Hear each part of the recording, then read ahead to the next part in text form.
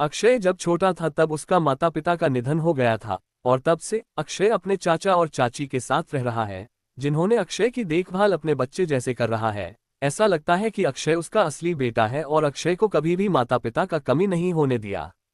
जब अक्षय पहली बार परीक्षा में प्रथम स्थान प्राप्त किया था तो उसका चाचा चाची बहुत खुश हुए थे, इसलिए अक्षय कड़ी मेहनत की और उसके बाद हर बार प्रथम स्थान प्राप्त किया। जब अक्षय 16 साल का हुआ तो उसका चाचा और चाची दूसरे शहर में चले गए, इसलिए अक्षय अपने नए स्कूल के छात्रावास में रहने लगा। अक्षय की कक्षा में एक लड़की थी और वह बहुत सुंदर थी। उसका नाम लिली था। अक्षय को लगता था कि लिली से अक्षय को प्यार हो गया था, लेकिन अक्षय अपनी मन की भावनाओं को व्यक्त करने वाला नहीं था, इसलिए अक्षय अपने मन की भावनाओं को लिली से नहीं कहा और अपने चाचा और चाची को खुश करने के लिए अक्षय अपने पिछले स्कूल की तरह ही कड़ी मेहनत से पढ़ाई की। लेकिन जब अक्षय अपने नए स्कूल में रैंक 1 हासिल किया और दूसरे की तुलना में अक्षय पढ़ाई एक तेज लड़का था, अक्षय बहुत खुश हुआ था जब उसने अपने नए स्कूल में रैंक 1 हासिल किया। अक्षय की कक्षा में सबसे सुंदर लड़की लिली ने एक दिन अध्ययन संबंधी मदद के लिए संपर्क किया। अक्षय बहुत खुश था कि लिली ने अध्ययन संबंधी मदद के लिए संपर्क किया है। फिर लिली को अध्ययन संबंधी से अक्षय उसकी मदद करता था और हर दिन अध्ययन समझाने के बाद थोड़ी समय के लिए हंसी मजाक भी किया करते थे और अक्षय को लगा कि उसका जीवन परिपूर्ण है। लेकिन एक दिन अक्षय की कक्षा के 3 लड़के अचानक स्कूल के बाद अक्षय के पास आए।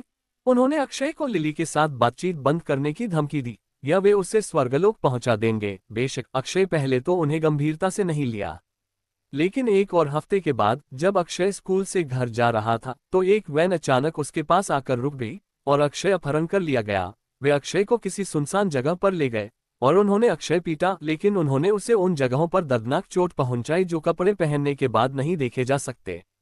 जिन लोगों ने अक्षय को पीटा वे अक्षय की कक्षा के 3 लड़के और वैन चलाने वाले एक व्यक्ति थे। उन्होंने एक बार फिर अक्षय को धमकी देते हुए कहा कि अगर तुम लिली के साथ बातचीत करता रहा तो तुम्हारे चाचा और चाची को तुमको घर से बाहर निकाल देने के लिए परेशान करेंगे और उन्हें भी परेशान करेंगे। वह लोग अक्षय को चेतावनी देने के बाद फिर अक्षय को जहां से अपहरण किया था वहीं लाकर छोड़ देता है। दूसरे दिन स्कूल में अक्षय लिली से कहता है कि लिली तुम मुझसे बात करना बंद कर दो, क्योंकि मैं अपने मामलों के कारण अपने चाचा और चाची को परेशान नहीं करना चाहता। वे पहले से ही अपने 2 बच्चों के प्यार को मेरे साथ बांट रहे हैं और मैं अपनी बातों की वजह से उन्हें बिल्कुल परेशान नहीं करना चाहता। अक्षय लिली से बातचीत बंद करने के बारे में कहकर फिर वह वहां से चला गया। अक्षय अपने चाचा और चाची को अपनी चोटों के बारे में कुछ नहीं बताया था, क्योंकि अक्षय नहीं चाहता था कि वे उसकी वजह से चिंता करें। लेकिन एक हफ्ते बाद लिली अचानक अक्षय के घर आ गई। दूसरी तरफ बिग मैंशन में बॉस कपूर, जो लगभग 18 साल की उम्र में दिखता था, एक राजा के आकार के बिस्तर पर लगभग 30 साल की महिला के साथ मस्ती कर रहे थे। पलंग के पास एक छोटी सी मेज थी और उस पर एक टेलीफोन था जो बजने लगा। ट्रिरिंक ट्रिरिंक। फोन लेने के लिए हाथ बढ़ाने से पहले कपूर रुक गया और टेबल की दिशा की ओर बढ़ गया। जो कुछ भी है यह महत्वपूर्ण है, अब बोलो, कपूर खराब मूड में बोला, क्योंकि वह अपने मस्ती के घंटों के दौरान उत्तेजना में था। फोन के दूसरी तरफ से एक आदमी की कर्कश आवाज आई, बॉस कपूर, मैडम लिली एक छोटे से बैग के साथ उस लड़के के घर गई। हम नहीं जानते कि उसका उससे मिलने का उद्देश्य क्या है।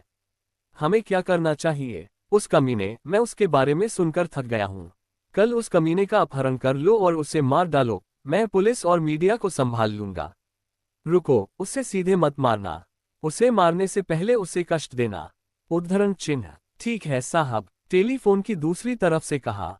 अक्षय के घर के पास कहीं एक पागल आदमी सिर हिलाते हुए बुदबुदाया, बॉस सीधे इस बार मारने के लिए कह दिया है। नमस्कार, मेरा नाम रोजी है। मैं एक बार फिर से प्रस्तुत हुआ हूँ आपके बीच एक महत्वपूर्ण समाचारों के साथ। आज सुबह एक 16 वर्षीय लड़के का शव नेशनल हाई स्कूल के पीछे छोड़े गए गोदाम में मिला था। उसके शरीर पर बहुत सारे जख्मों के निशान था। ऐसा लगता है कि उनकी मृत्यु से पहले उन्हें बहुत बुरी तरह से पीटा गया होगा। वर्तमान में पुलिस अपराधियों को खोजने की पूरी कोशिश कर रही है। 5 घंटे पहले नेशनल हाई स्कूल के पीछे सुनसान गोदाम में एक बुरी तरह से घायल लड़का पूरे शरीर पर खून से लथपथ फर्श पर पड़ा था। उसके नाखून खोदे गए थे, बाल खींचे गए थे और उसके चेहरे और शरीर पर कई कट के निशान थे।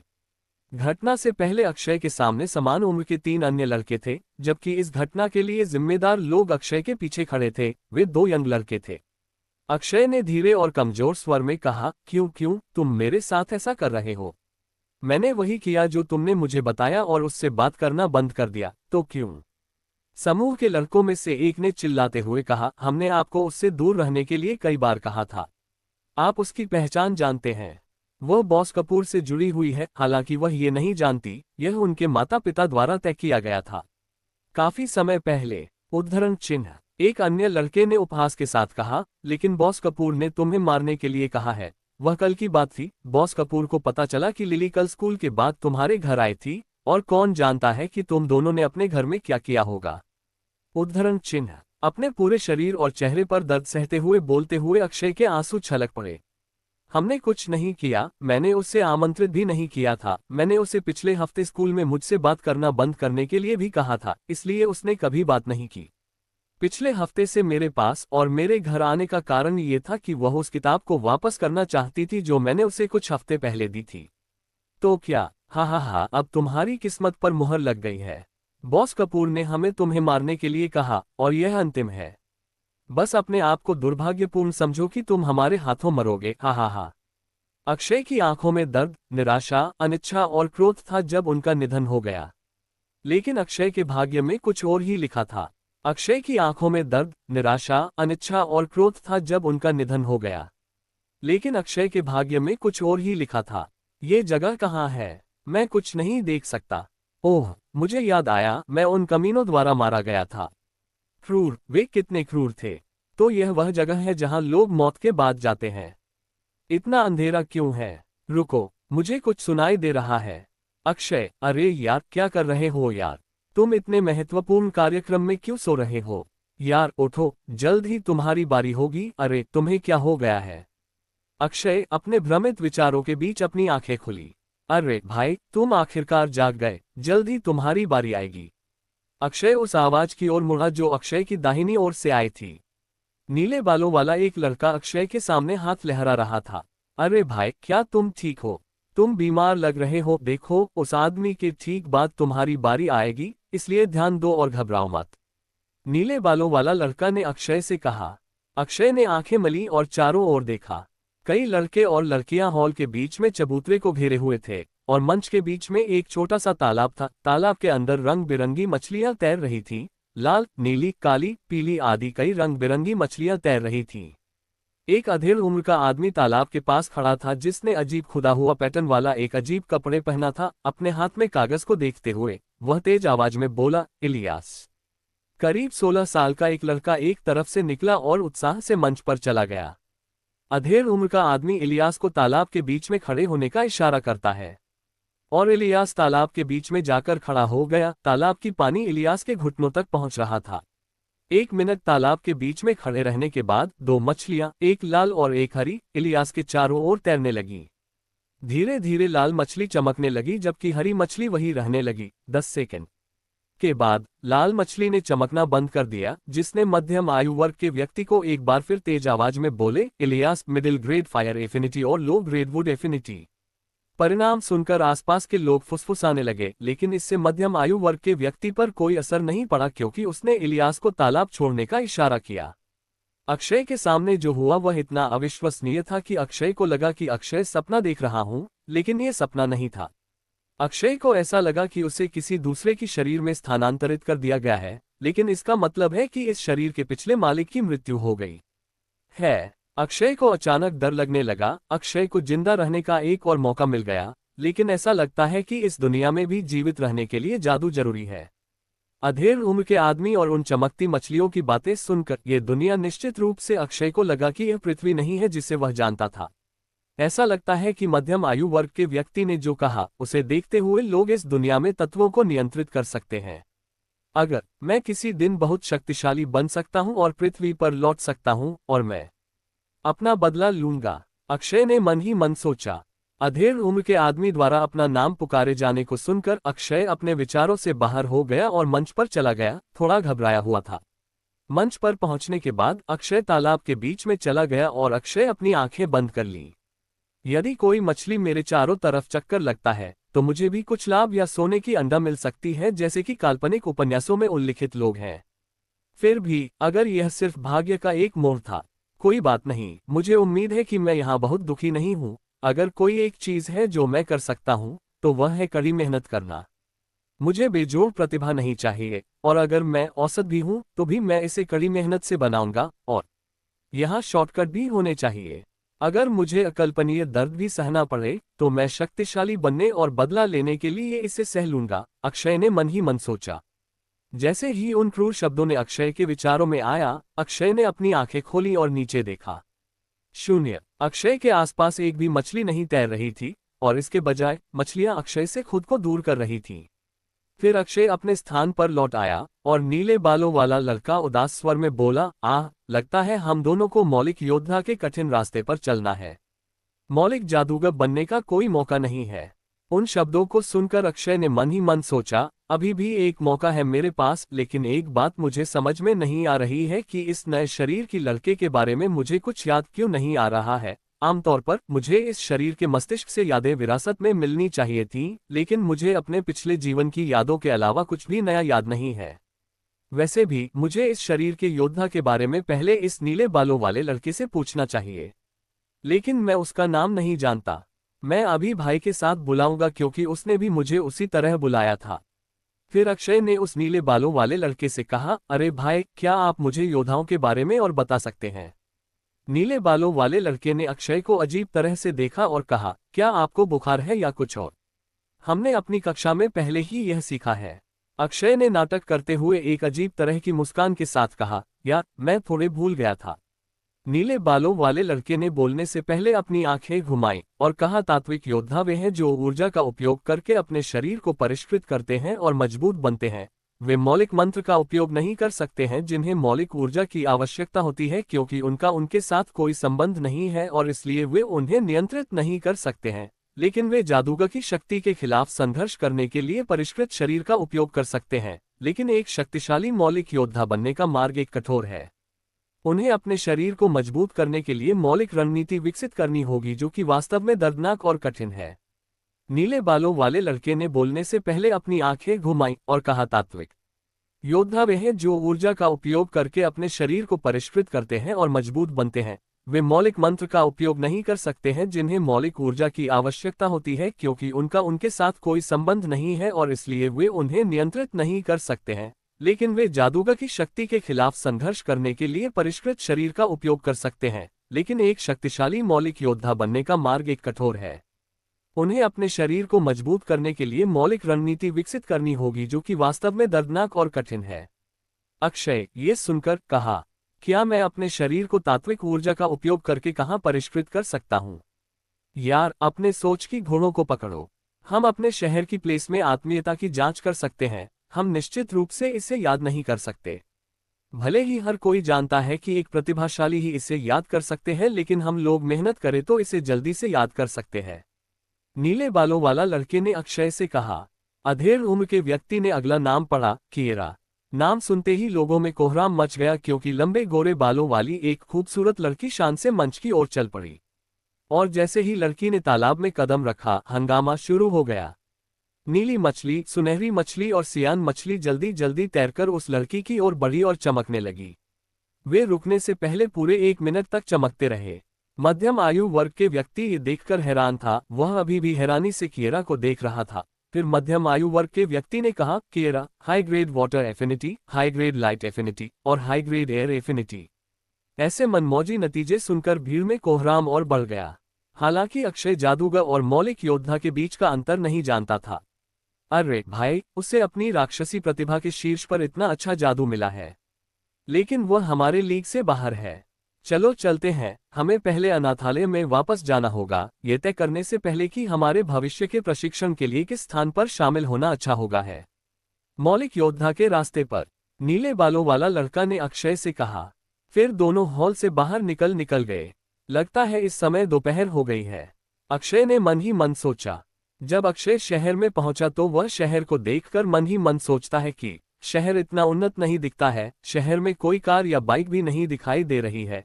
इसलिए इसका मतलब है कि ये दुनिया विज्ञान पर ज्यादा विकसित नहीं हुई है, जिसे कारों और बाइक की जरूरत है। हालांकि इस दुनिया में घोड़ों और कुछ अजीब जानवरों को गाड़ी खींचते देखा जा सकता है। 15 मिनट पैदल चलने के बाद अक्षय और नीले बालों वाला लड़का एक अनाथालय जैसे ही पहुंचे, 9-10 साल के बच्चे दोनों की तरफ दौड़े और पूछने लगे, अरे समर्थ, कैसा रहा रिजल्ट? अक्षय, क्या आपको कोई एलिमेंट मिला?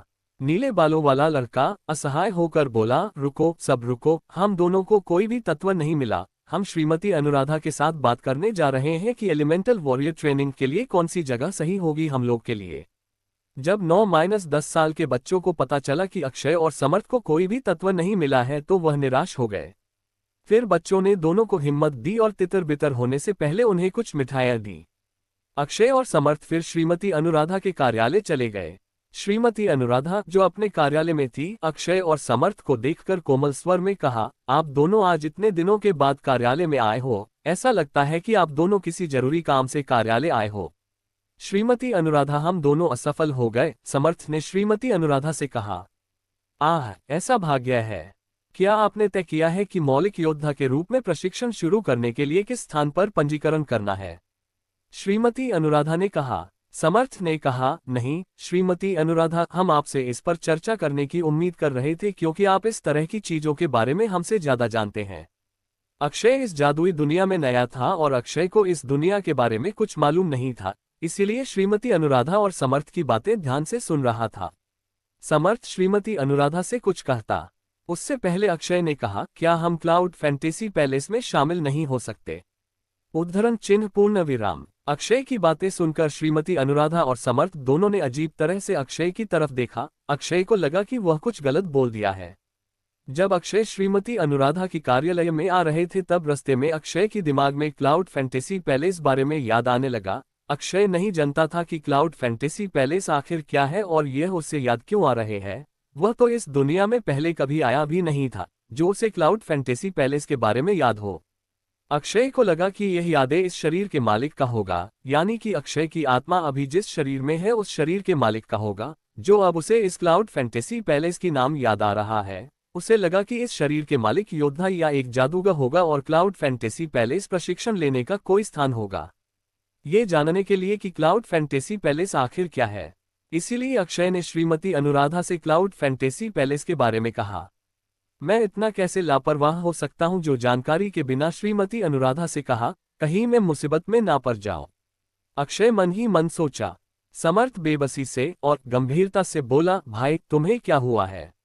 आपके जागने के बाद आपके दिमाग में कोई समस्या आ गया है क्या? यह सामान्य ज्ञान है कि क्लाउड फैंटेसी पैलेस केवल एलिमेंटल जादूगरों की भर्ती करता है।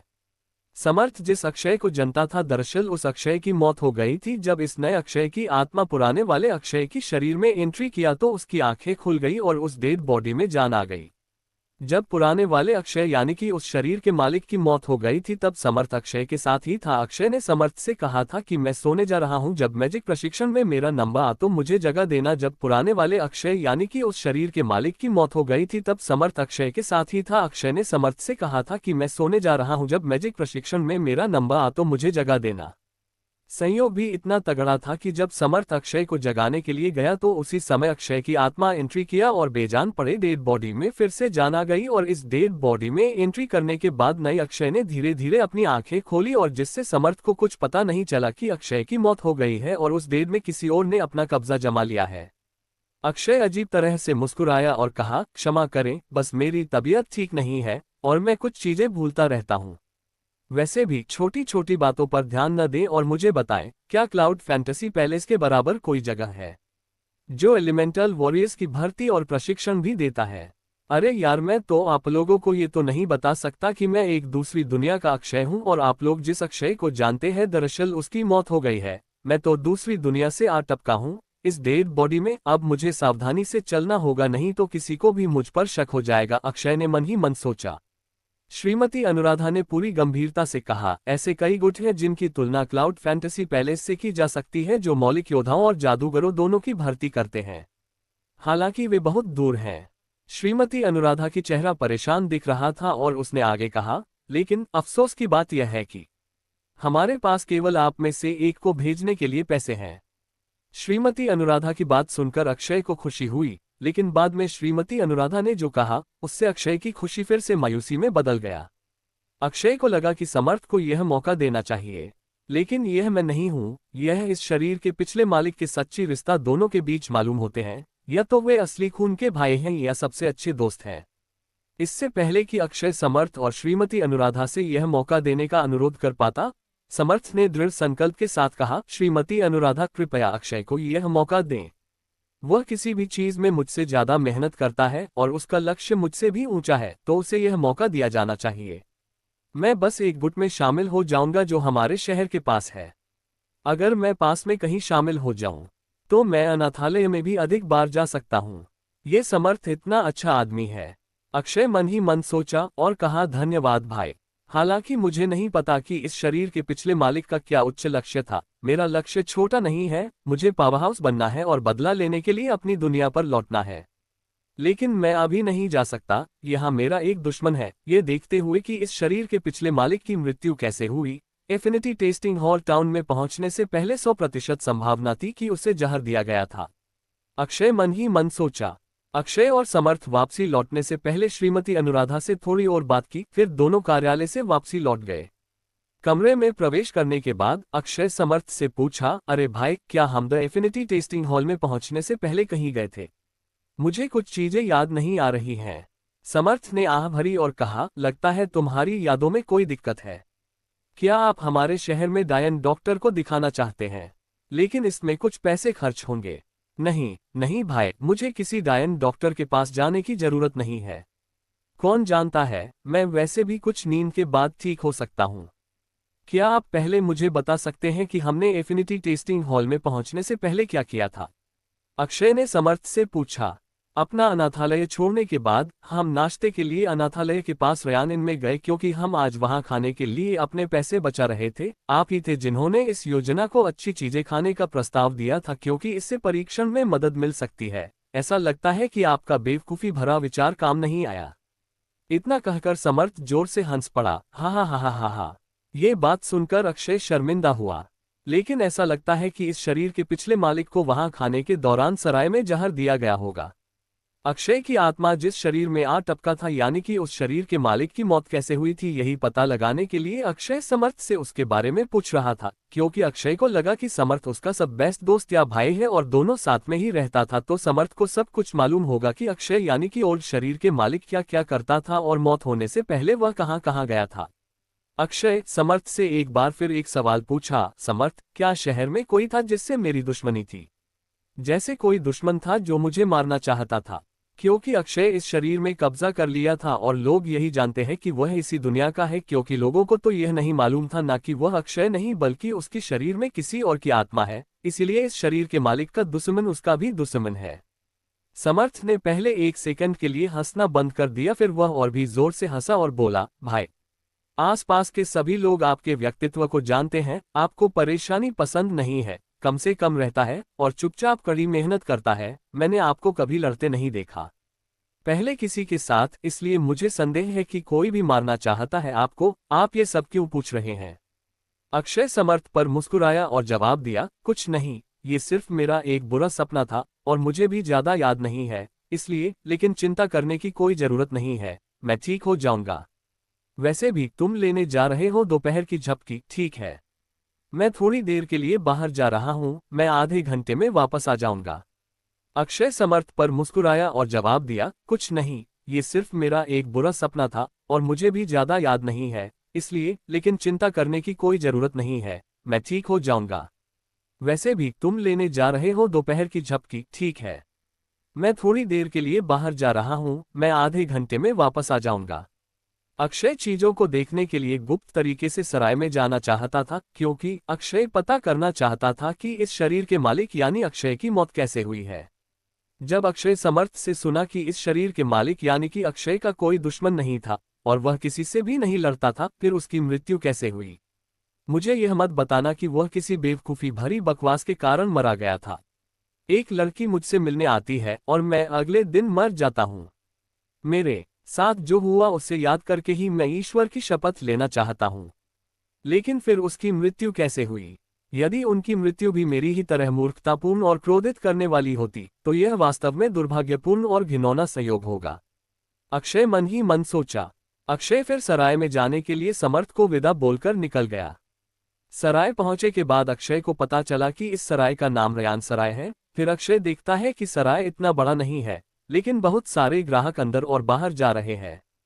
अक्षय सराय के अंदर गया और मेनू को देखने लगा कि ऑर्डर करने के लिए सबसे सस्ती चीजें हैं या नहीं। लेकिन 2 मिनट के बाद, इससे पहले कि अक्षय कुछ सस्ता ऑर्डर कर पाता, वेटर अक्षय के पास आया और अक्षय से कहा, क्या आप कृपया मेरे साथ बॉस से मिलने आ सकते हैं? हम बस कुछ चीजें साफ करना चाहते हैं। और हमारे बॉस ने वादा किया कि आप उससे मिलकर संतुष्ट हो जाएंगे।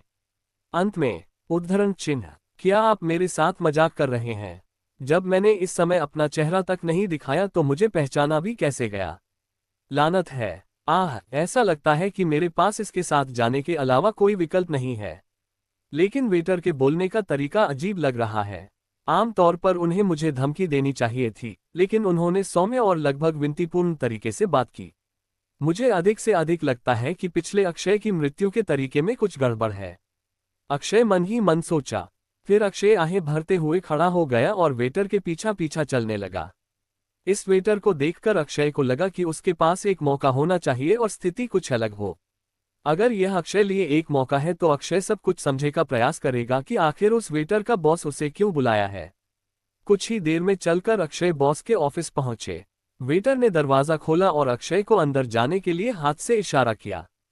अक्षय कार्यालय में कदम रखा, जो बहुत बड़ा नहीं था। एक मेज, उस मेज के पीछे एक कुर्सी जिस पर सराय का मालिक बैठा था, और मेहमानों के लिए मेज के दूसरी तरफ 2 कुर्सियां थी।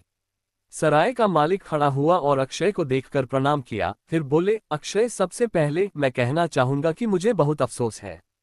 हम पूरी तरह से आपको जहर देने का इरादा नहीं रखते थे, लेकिन भोजन बदल दिए गए थे और जहरीला भोजन आप तक पहुंचा दिया गया था।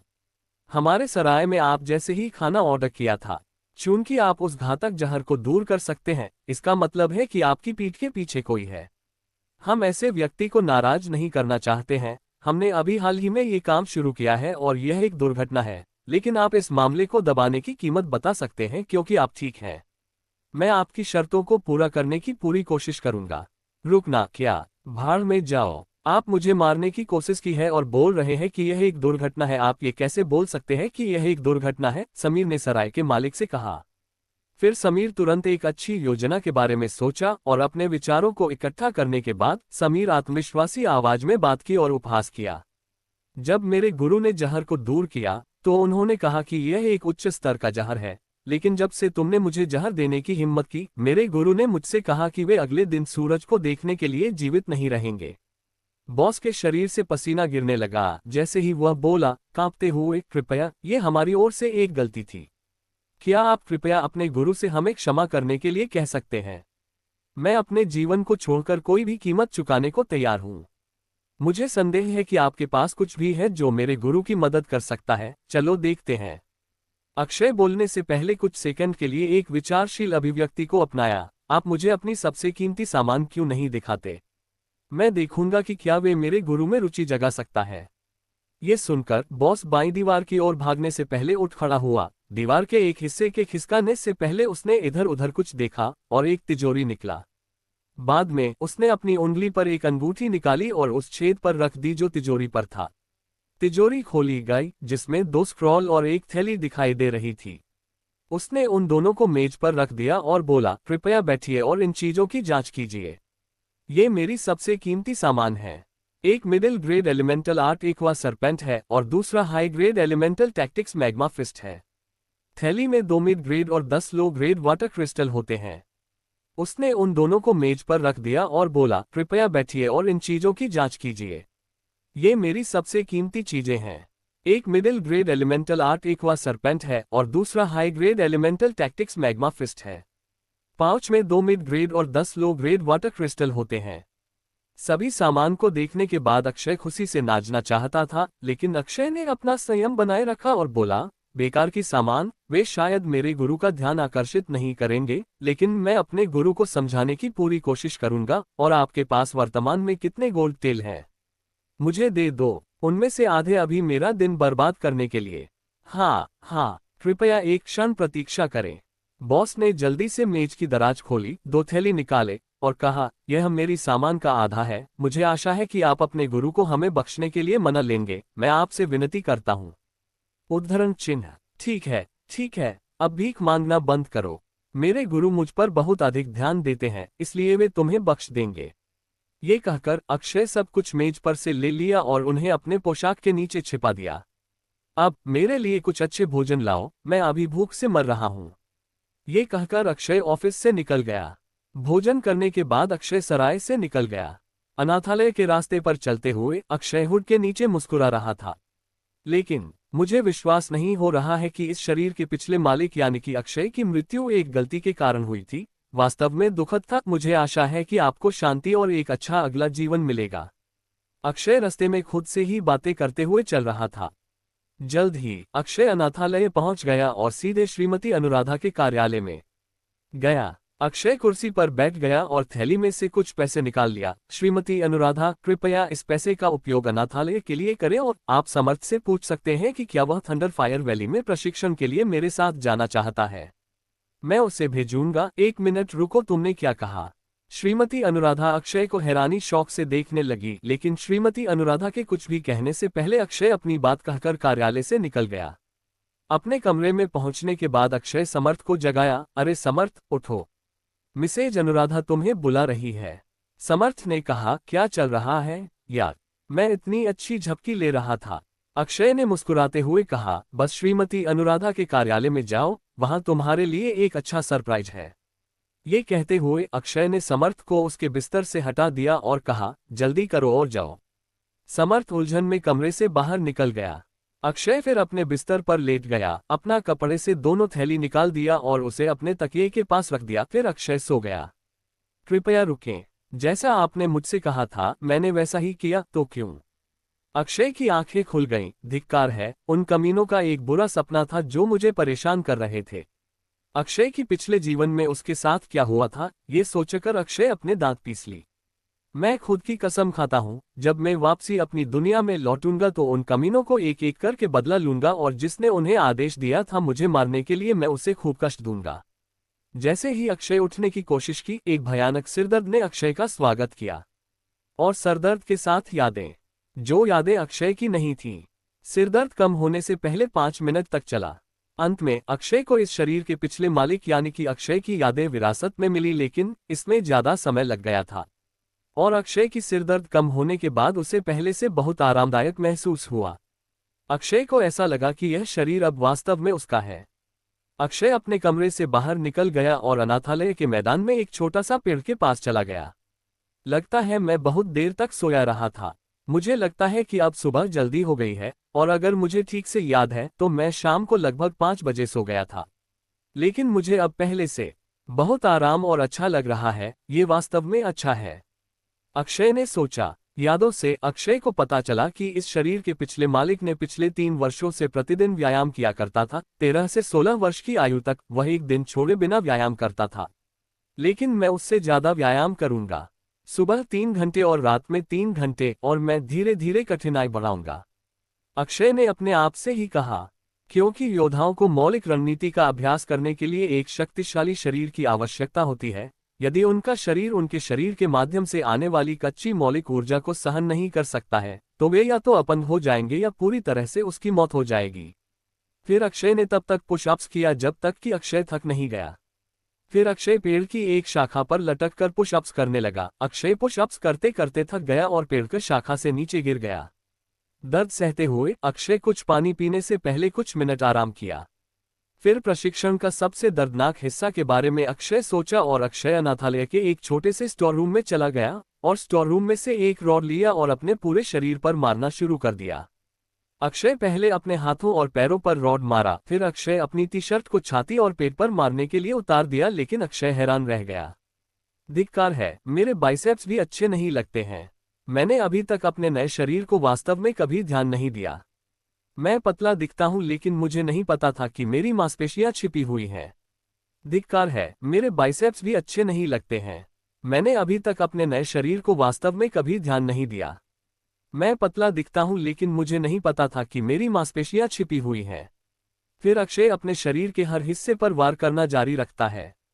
मैंने आज अधिक ही व्यायाम कर लिए हैं, आज के लिए इतना ही काफी है, अक्षय मुस्कुराते हुए मन ही मन सोचा। फिर अक्षय स्टोर रूम में ही लेट गया। थोड़ी देर बाद अक्षय उठा और उसे पूरे शरीर में दर्द महसूस हुआ। फिर दर्द सहते हुए अक्षय स्नानागार में नहाने चला गया। नहाने के बाद अक्षय ने घड़ी को देखा और घड़ी में पहले से ही 8:15 हो चुके थे। लगता है मैंने 3 की बजाय 4 घंटे व्यायाम किया, अक्षय ने सोचा। अक्षय ने अपने कमरे से अपनी चीजें ले ली और रयान की सराय में कुछ अच्छा नाश्ता करने के बारे में सोचा। अक्षय अपने कमरे में पहुंचकर 2 स्क्रॉल और दोनों थैली को झाड़ियों के पास एक छिपे हुए स्थान पर छिपाने से पहले कपड़े और हुड पर रख दिया, जिसे अक्षय अनाथालय के मैदान के कोने पर एक पेड़ के पीछे खोदा था। अपने चेहरे पर मुस्कुराहट के साथ अक्षय ने सोचा, वैसे भी मुझे रेयान इनमें खाने के लिए पैसे खर्च करने की जरूरत नहीं है। उद्धरण। सराय में प्रवेश करने के बाद एक कोने में जाकर बैठ गया और एक वेटर ऑर्डर लेने के लिए आया। सर, आप क्या लेना चाहेंगे? जो वेटर कल अक्षय को अपने बॉस के पास ले गया था, वही वेटर अक्षय के पास ऑर्डर लेने के लिए आया। बस मुझे अपने सबसे अच्छे और मजेदार भोजन लाओ और अपने मालिक से कहो कि उसे किसी भी चीज की चिंता करने की जरूरत नहीं है। मैंने अपने मालिक को मना लिया है। फिर अक्षय खाना खाने के बाद वह अनाथालय लौट आया। अनाथालय लौटने के बाद अक्षय श्रीमती अनुराधा से मिलने के लिए कार्यालय में चला गया। अक्षय को देखकर श्रीमती अनुराधा के चेहरे पर एक गंभीर भाव था और उसने पूछा, ठीक है, अब अक्षय, क्या आप मुझे ये बताना चाहेंगे कि आपको इतनी सारी सोने कैसे मिली?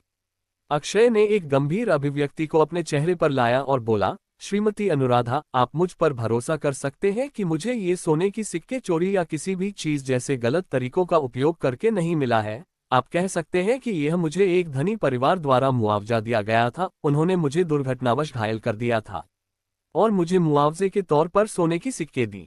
श्रीमती अनुराधा ने आह भरी और कहा, मुझे आशा है कि आप सच कह रहे हैं।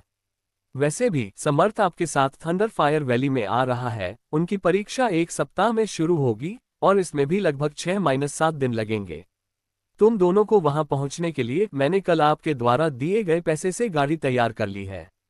श्रीमती अनुराधा ने थोड़ी देर पहुंच लिया और दीवार पर लगी घड़ी को देखकर फिर कहा, अभी 8:47 बजे हैं और गाड़ी यहाँ सुबह 11 बजे आएगी। आप जितनी जल्दी जाएं उतना अच्छा है, क्योंकि आप इस परीक्षा को मिस नहीं कर सकते हैं, क्योंकि अगली परीक्षा 6 महीने बाद आयोजित की जाएगी। कुछ और बातें करने के बाद अक्षय ऑफिस से निकलकर अपने कमरे की ओर चल दिया। फिर अक्षय अपने कपड़े और अन्य चीजें को समेटना शुरू कर दिया। मुझे अपनी सभी सामान को स्टोर करने के लिए एक और बैग की आवश्यकता होगी, अक्षय ने कहा। समय भी हो गया थंडर फायर वैली में जाने के लिए। फिर अक्षय और समर्थ दोनों तैयार हो गए और गाड़ी की प्रतीक्षा करने लगे। छोटे बच्चे और श्रीमती अनुराधा भी अनाथालय के मैदान में थे। बच्चे बहुत उत्साहित थे क्योंकि श्रीमती अनुराधा ने बच्चों के लिए खिलौने और मिठाई जैसी कुछ चीजें खरीदी थी और सभी चीजें साथ लेकर आए थे। अक्षय ने जो पैसे उन्हें दिए थे उसी से वह सभी चीजें खरीदी थी। फिर अनाथालय के मैदान पर गाड़ी भी आ गई। श्रीमती अनुराधा ने कहा, अक्षय, समर्थ, वहां जाने के बाद आप दोनों सावधानी से रहना। ये दुनिया बहुत क्रूर है, इसलिए आप दोनों को सावधानी से बाहर चलना होगा। ध्यान रखना। सभी को विदा करने के बाद अक्षय और समर्थ दोनों अपने अपने बैग लेकर गाड़ी में चला गया। गाड़ी के अंदर समर्थ उदास होकर बोला, अब अनाथालय में कोई बड़ा योद्धा नहीं है और जो भी है वह सब छोटे छोटे बच्चे हैं। चिंता मत करो भाई, हम उन्हें देखने के लिए यहाँ आते रहेंगे। हमें बस मजबूत तेज होना है। अगर हम मजबूत हो जाते हैं तो हम आसानी से धन कमा सकते हैं और यहाँ भी अधिक बार आ सकते हैं।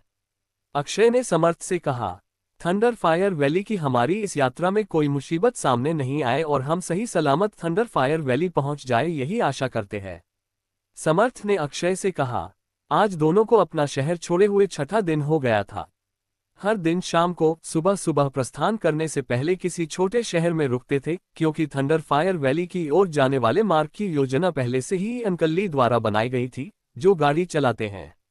रास्ते में दोनों कई अनोखी चीजें देखी। दोनों लोगों को रॉकेट की गति से उड़ते हुए भी देखा, जो वास्तव में मन को झकझोर देने वाला था। वो हवा की तरह आया और चला गया। फिर आज दोनों उस क्षेत्र में प्रवेश किया जहां थंडर फायर वैली स्थित थी।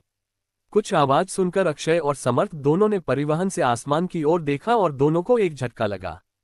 आग की लपटों में घिरा एक बड़ा विशाल पक्षी थंडर फायर वैली की ओर तेजी से उड़ रहा था। दोनों ये देखकर चकित रह गया कि एक बड़ा पक्षी आग की लपटों में घिरा आसमान में उड़ रहा है। फिर आज दोनों उस क्षेत्र में प्रवेश किया जहां थंडर फायर वैली स्थित थी। कुछ आवाज सुनकर अक्षय और समर्थ दोनों ने परिवहन से आसमान की ओर देखा और दोनों को एक झटका लगा। आग की लपटों में घिरा एक बड़ा विशाल पक्षी थंडर फायर वैली की ओर तेजी से उड़ रहा था। दोनों ये देखकर चकित रह गया कि एक बड़ा पक्षी आग की लपटों में घिरा आसमान में उड़ रहा है। अक्षय की आंखों में लालसा और भाव था जब वह बोला, ये थंडरफायर वैली का प्रसिद्ध फ्लेमिंग ईगल है। घाटी के हर बुजुर्ग के पास एक ऐसा जानवर है। मुझे भी एक चाहिए और यह बहुत अच्छा लग रहा है।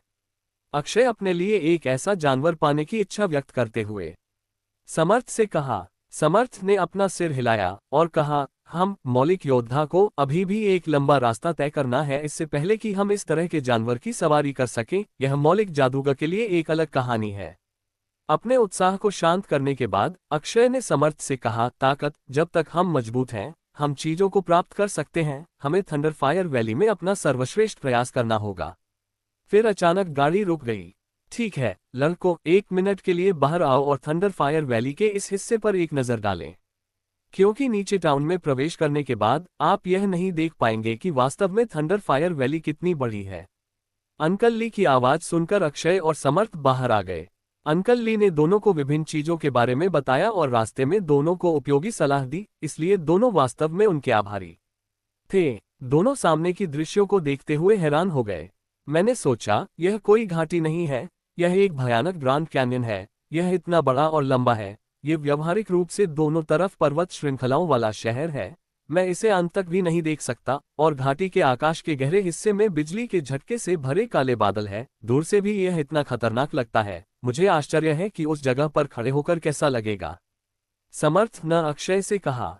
नजारा देखकर समर्थ का मुंह खुला का खुला रह गया था। अरे भाई, जरा उन सभी लोगों और इमारतों को देखो, अक्षय ने समर्थ से कहा।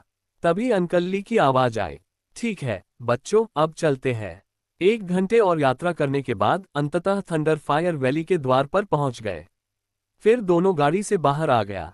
उन दोनों को बाहर आते देखकर अंकल ली मुस्कुराते हुए बोले, हमारी यात्रा यहीं समाप्त होती है बच्चों, और मैं अंदर नहीं आऊंगा क्योंकि अगर मुझे अंदर गाड़ी ले जानी है तो मुझे कुछ पैसे देने होंगे। बेशक तुम दोनों को कुछ भी भुगतान करने की आवश्यकता नहीं है, केवल एक गाड़ी या अन्य परिवहन वाहन जैसी चीजें लाने वालों को भुगतान करना पड़ता है। कड़ी मेहनत करो और मजबूत बनो, या आपको मेरी तरह गाड़ी चलानी होगी। अंकल ली यह कहने के बाद जोर से हंसा, हा हा हा हा हा हा हा हा। अंकल ली को विदा करने के बाद अक्षय और समर्थ दोनों गेट की ओर बढ़े, लेकिन गार्डों ने उन्हें रोक दिया। आपका उद्देश्य क्या है और आप अंदर क्यों जाना चाहते हैं? पहरेदारों में से एक बोला। इससे पहले कि अक्षय कुछ बोल पाता, समर्थ ने कहा, हम कल से शुरू होने वाली परीक्षा के लिए यहाँ आए हैं। 1 सिल्वर टेल प्रति व्यक्ति लगेगा अंदर जाने के लिए। समर्थ ने उलझन से कहा, ओह, हम अंदर चलकर जा रहे हैं, गाड़ी पर नहीं। आप पैसे क्यों मांग रहे हैं? अगर आप अंदर गाड़ी पर जाते तो हमें सिर्फ 1 के बजाय 10 चांदी की टेल देना पड़ता।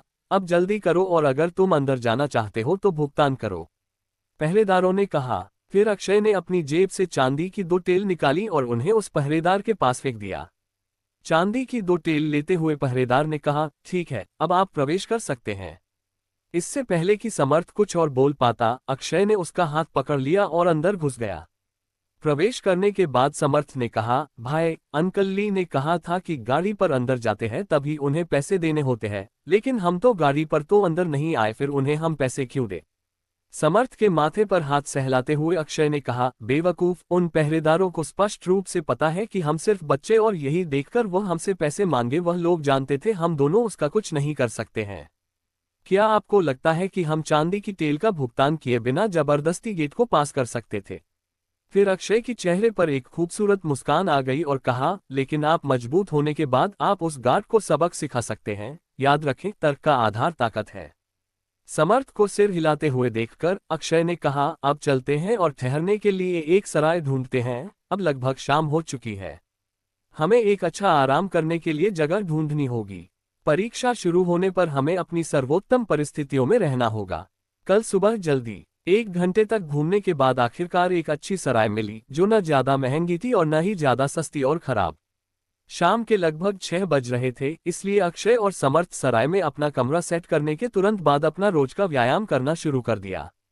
चूंकि परीक्षा सुबह 6 बजे से शुरू होने वाली थी, इसलिए अक्षय ने रात के खाने और सोने से पहले केवल 2 घंटे व्यायाम किया। हालांकि समर्थ पहले ही सो गया था क्योंकि उसने केवल 1 घंटे का व्यायाम किया था। अक्षय और समर्थ दोनों सुबह 5:30 बजे उठे और परीक्षा देने के लिए चल पड़े।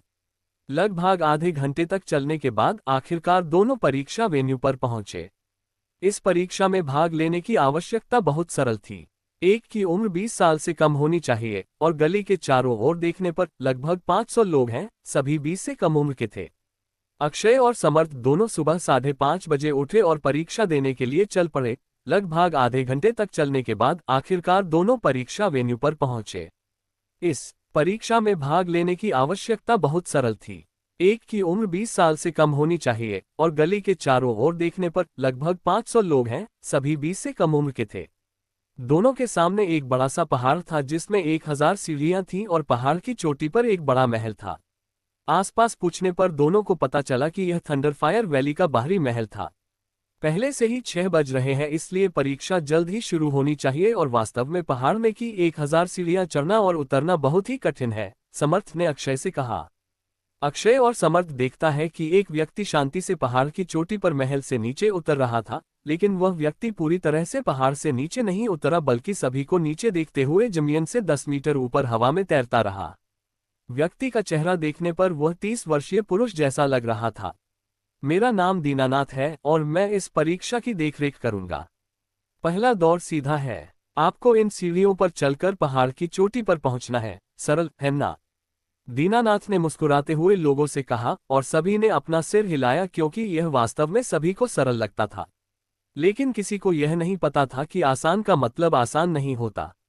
ठीक है, अब चढ़ना शुरू करो। जो 2 घंटे के बाद भी शीर्ष पर नहीं पहुंच सकते, उन्हें हटा दिया जाएगा। ये कहकर दीनानाथ वापस पहाड़ की चोटी पर उड़ गए। इसके बाद सभी लोग सीढ़ियों की ओर दौड़े और चढ़ने लगे। समर्थ और अक्षय भी सीढ़ियों की ओर चढ़ने लगे। पहाड़ विशाल था और सीढ़ियां चौड़ी थीं, इसलिए प्रतियोगियों के बीच ज्यादा प्रतिस्पर्धा नहीं था। लेकिन थोड़ी ही देर में समस्याएं सामने आने लगी। जब सभी 300 सीढ़ियां से ऊपर चढ़ने लगे तो बहुत से लोग पहले से ही थक गए थे और आगे बढ़ने पर सभी को ऐसा लगा कि वह भारी भरकम वजन अपने सर पर रखकर पहाड़ के चोटी पर चढ़ रहा है। हालांकि धीरे धीरे लेकिन निश्चित रूप से हर कदम पर चढ़ने के लिए जिस सहनशक्ति की जरूरत थी वह बढ़ रही थी और हर कदम पर चढ़ने के बाद ऐसा लगा कि भार धीरे धीरे बढ़ रहा है और जैसे जैसे सभी हर कदम पर चढ़ते जाते हैं वैसे वैसे वजन बढ़ता जाता है। 600वां कदम पार करने के बाद भले ही अक्षय थका हुआ और भारी महसूस करने लगा था, लेकिन समर्थ उससे भी बदतर चल रहा था, लेकिन दोनों अपनी गति को समायोजित करके चढ़ते रहे। शुरुआती 500 लोगों में से कुछ लोग केवल 100 के आसपास ही समर्थ और अक्षय की तरह तेजी से आगे बढ़ रहे थे। 800वां कदम पार करने के बाद केवल 80 लोग तेजी से आगे बढ़ पाए और समर्थ को कठिनाई रहा था। जब 900वें सीढ़ियां पर पहुंचे तो 1.5 घंटे पहले ही बीत चुके थे। इस समय केवल 50 लोग ही तेजी से आगे बढ़ रहे थे। बंद मुंह और दांतेदार दांतों के साथ हर कोई बिना ऊर्जा बर्बाद किए चल रहा थे। एक सीढ़ी चढ़ने के कारण मेरे पूरे शरीर में दर्द हो रहा है। मुझे अपने शरीर की हर एक मांसपेशी से ताकत जुटानी होगी। फिर भी मुझे 1000वां कदम पार करने का पूरा भरोसा है। लेकिन समर्थ, उसकी स्थिति उतनी आशावादी नहीं लग रही है, अक्षय ने मन ही मन सोचा। एक और ध्यान देने वाली बात यह थी कि अक्षय और समर्थ के अलावा जो 16 साल के थे उन्होंने पहले ही शीर्ष पर चढ़ना छोड़ दिया था और कुछ अन्य 20 वर्ष की आयु के करीब थे। और अन्य जो अक्षय और समर्थ की उम्र के आसपास थे उन्होंने भी शीर्ष पर चढ़ना छोड़ दिया था। 25 मिनट के बाद 13 प्रतिभागी पहले ही पहाड़ की चोटी पर पहुंच चुके थे, जबकि अक्षय 997वें सीढ़ी पर था और समर्थ 993वें सीढ़ी पर था और शेष प्रतिभागी अक्षय और समर्थ के बीच थे। हैरानी की बात है कि 48 लोगों में से किसी ने भी हार नहीं मानी और स्थिर गति से आगे बढ़ता रहा। मैं शीर्ष पर पहुंच जाऊंगा क्योंकि समय समाप्त होने में अभी 5 मिनट बाकी हैं, लेकिन समर्थ को अपनी क्षमता को बढ़ाना होगा वर्तमान गति से। अगर उसकी क्षमता और थोड़ा भी कमी हो जाता तो वह 5 मिनट में शीर्ष पर नहीं पहुंच पाएगा, अक्षय ने सोचा। 4 मिनट के बाद समर्थ को छोड़कर हर कोई शीर्ष पर पहुंच गया और 1000वां सीढ़ी पार करने के बाद अक्षय को पंख की तरह हल्का महसूस हुआ, लेकिन फिर उसे थकावट होने लगा और सभी तरह वह फर्श पर गिर गया। अब केवल 1 मिनट बचा था और समर्थ 998वें सीढ़ी पर था। उसे देखते हुए अक्षय ने जोर से चिल्लाया, हार मत मानो समर्थ, तुम कर सकते हो, गति स्थिर रखो। 20 सेकंड में 999वीं सीढ़ी चढ़ो ताकि तुम आखिरी कदम पर चढ़ने के लिए और आराम कर सको। समर्थ का चेहरा पसीने और थकावट से लाल हो गया था और उसका शरीर कांप रहा था। उसने अक्षय की तरफ देखा और दांत पीसते हुए एक कदम आगे बढ़ा दिया। उसे 20 सेकंड से पहले 1000वें सीढ़ी पर चढ़ना था, इसलिए उसके पास अभी भी मौका था। 1000वें सीढ़ी का दबाव अधिक था, इसलिए उसे अंतिम कदम ऊपर उठाने से पहले उसे अपनी सारी ताकत लगाना होगा। पिछले 10 सेकंड में अक्षय के पीछे खड़े दीनानाथ ने समर्थ को देखते हुए उल्टी गिनती शुरू कर दी। 10, 9, 8, 7, 6, 5, 4, 3, उद्धरण चिन्ह। दीनानाथ ने उल्टी गिनती रोक दी क्योंकि वह 1000वें सीढ़ी पर चढ़ गया था। अरे भाई, तुमने ये कर दिखाया। मैंने लगभग सोचा था कि मुझे यहाँ अकेले प्रशिक्षण लेना होगा। अब मैं वास्तव में बहुत खुश हूँ, अक्षय ने समर्थ से कहा। हालांकि अभी कुछ ही दिन हुए हैं जब से मैं व्यक्तिगत रूप से समर्थ को जानता हूँ। यादों से मुझे पता है कि समर्थ ने हमेशा अक्षय को हर अच्छी चीज पर प्राथमिकता दी है। ऐसा सच्चा मित्र शायद ही होता है। अक्षय ने मन ही मन सोचा। ठीक है, आप में से 50 ने पहले दौर को पार कर लिया है, लेकिन थंडर फायर घाटी में प्रवेश करना पर्याप्त नहीं है। अभी भी 2 और राउंड हैं, लेकिन निश्चित रूप से आपको थंडर फायर वैली में शामिल होने के लिए केवल दूसरा राउंड पास करना होगा। तीसरा दौर जरूरी नहीं है, लेकिन दीनानाथ ने मुस्कुराहट के साथ फिर बोलना जारी रखा। ठीक है, आप में से 50 ने पहले दौर को पार कर लिया है, लेकिन थंडर फायर घाटी में प्रवेश करना पर्याप्त नहीं है। अभी भी 2 और राउंड हैं, लेकिन निश्चित रूप से आपको थंडर फायर वैली में शामिल होने के लिए केवल दूसरा राउंड पास करना होगा। तीसरा दौर जरूरी नहीं है, लेकिन दीनानाथ ने मुस्कुराहट के साथ फिर बोलना जारी रखा। लेकिन यह मत सोचो कि यह आवश्यक नहीं है, तो यह महत्वपूर्ण नहीं है। यदि आप तेजी से प्रगति करना चाहते हैं तो यह वास्तव में आवश्यक है। थर्ड राउंड का परिणाम थंडर फायर वैली में आपके जांच और भाग्य को तय करेगा। अक्षय के मन में हमेशा एक सवाल सताता था, जो आज एक अच्छा मौका लगता है अपनी सवाल पूछने का। फिर अक्षय ने अपनी हाथ ऊपर उठाया। दीनानाथ ने अक्षय की तरफ देखा और अक्षय की ओर देखते हुए कहा, क्या आपके कोई प्रश्न है? अपना सिर हिलाते हुए अक्षय ने पूछा, क्या एक मौलिक योद्धा एक मौलिक जादूगर को हरा सकता है? अक्षय की प्रश्न को सुनकर दीनानाथ मुस्कुराए और कहा, मैं इसे सरल तरह से समझाता हूँ। एक मौलिक योद्धा अभ्यास नहीं कर सकता है और मास्टर एलिमेंटल मंत्र की, क्योंकि उनका तत्वों के साथ कोई संबंध नहीं है, इसलिए उन्हें बाहरी आवश्यक ऊर्जाओं का उपयोग करके अपने शरीर को परिष्कृत करना होगा। लेकिन एक मौलिक जादूगर का अभ्यास करने के लिए तत्वों के साथ एक संबंध है, और मौलिक मंत्रों का मतलब है कि उनके शरीर में मौलिक ऊर्जा हो सकती है और उनके शरीर के अंदर मौलिक ऊर्जा पैदा हो सकती है, जिससे उन्हें एक मौलिक सागर बनाने की इजाजत मिलती है, जो स्वाभाविक रूप से उन्हें जादुई क्षमताओं का उपयोग करने की अनुमति देती है। फिर दीनानाथ ने बोलना बंद कर दिया और अपना हाथ लहराया और अचानक उसके बगल में एक घनी आग लगने लगी, जो शेर का रूप धारण कर रही थी। कई प्रकार की मौलिक कलाएं और मंत्र हैं। कुछ ऐसे सजीव राक्षसों को आकर्षित कर सकते हैं, कुछ केवल आक्रामक हो सकते हैं जैसे फायर रेन, फायरबॉल, लाइटनिंग डोम। कुछ सहायक हो सकते हैं जैसे विंग्स ऑफ फायर। दीनानाथ ने एक बार फिर हाथ लहराया, जिससे शेर गायब हो गया और उसके पीछे पंखों का एक जोड़ा दिखाई दिया। कुछ सेकंड के बाद दीनानाथ ने आग के पंखों को बंद कर दिया और मुस्कुराते हुए चेहरे के साथ कहा, ये सभी चीजें जो मैंने बोली और मैंने अभी आपको दिखाया, मौलिक योद्धाओं द्वारा नहीं किया जा सकता। आखिरी बात सुनकर अक्षय को ऐसा लगा जैसे दीवार पर वह सिर पीट रहा है। एक मौलिक योद्धा और एक मौलिक जादूगर के बीच का अंतर इतना बड़ा, अक्षय को लगा। फिर अक्षय दीनानाथ की ओर देखते हुए बोला, क्या मैं एक मौलिक जादूगर नहीं बन सकता हूँ? उद्धरण चिन्ह। दीनानाथ ने हंसते हुए कहा, लेकिन ऐसा नहीं है कि आप एक मौलिक जादूगर नहीं बन सकते सिर्फ इसलिए कि आपका किसी तत्व के साथ संबंध नहीं है। यदि आप एक मौलिक जादूगर बनना चाहते हैं तो यह वास्तव में आसान है। अक्षय ने फिर पूछा, कैसे? एक मौलिक आत्मीयता कैसे प्राप्त करें? एलिमेंटल एफिनिटी हासिल करने के 2 तरीके हैं। पहला तरीका, जो सबसे सुरक्षित तरीका भी है, वह है एफिनिटी पिल खाना। दुनिया में कई अजूबे हैं और उनमें से एक एलिमेंटल सोर्स है। उदाहरण के लिए, हमारी थंडर फायर वैली में फायर एलिमेंटल सोर्स और थंडर एलिमेंटल सोर्स। हमारे अल्केमिस्ट इन स्रोतों का उपयोग थंडर एलिमेंट और फायर एलिमेंट की एफिनिटी पिल्स बनाने के लिए करते हैं, जो उन्हें खाने वाले को थंडर और फायर की एलिमेंटल एफिनिटी दे सकते हैं। लेकिन स्रोत दुर्लभ हैं और इसलिए गोली की कीमत एक ऐसी चीज है जिसे एक अनुभवी तात्विक जादूगर भी नहीं खरीद सकता है। ऐसी गोलियों की केवल मांग है और कोई बाजार नहीं है। दीनानाथ ने अक्षय से कहा, ऐसा लगता है कि अगर मैंने अपना पूरा जीवन पैसा इकट्ठा करने में लगा दिया तो भी मैं इसे खरीद नहीं पाऊंगा। अक्षय ने मन ही मन सोचा और कहा, दूसरा तरीका क्या है? दूसरा रास्ता बहुत खतरनाक है जिससे आप सभी गुजर रहे हैं, एक मौलिक योद्धा का पथ। रहस्यमय तरीके से मुस्कुराते हुए दीनानाथ ने अपनी बात जारी रखा, आप जानते हैं, हमारे थंडर में एक भी मौलिक योद्धा नहीं है फायर वैली, क्योंकि मौलिक योद्धा के इस पथ पर चलने वालों के लिए केवल दो परिणाम हैं। एक, आप मर जाते हैं, और दो, आप एक मौलिक विशेषज्ञ बन जाते हैं जो एक सामान्य मौलिक जादूगर की तुलना में अधिक शक्तिशाली अस्तित्व है। वाह! देखते ही देखते सभी 50 लोगों के बीच हंगामा शुरू हो गया और ये शब्द सुनकर अक्षय भी भौंचक्का रह गया, जिसने अक्षय को झटका देने के साथ साथ उत्साहित भी किया। लेकिन सभी ने सोचा, अब ये क्या है, लेकिन किस लिए? उद्धरण, सभी को चुप होते देख दीनानाथ ने आगे कहा, लेकिन पिछले 100 वर्षों में केवल 11 लोग ही हमारी थंडर फायर वैली में एलिमेंटल स्पेशलिस्ट बने। उन्हें एलिमेंटल स्पेशलिस्ट कहा जाता है क्योंकि अब सक्षम मास्टर एलिमेंटल आर्ट्स के ऊपर उनके शरीर भी परिष्कृत है, इसलिए यह कोई बड़ी बात नहीं है।